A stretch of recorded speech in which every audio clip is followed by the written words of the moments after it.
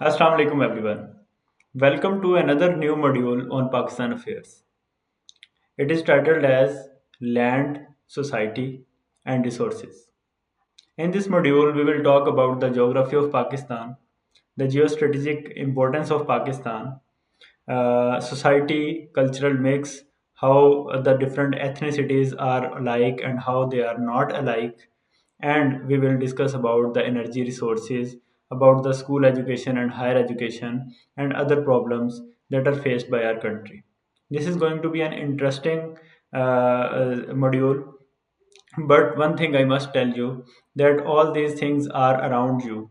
You might have read these things earlier as well, but we will give you in a comprehensive and compiled form.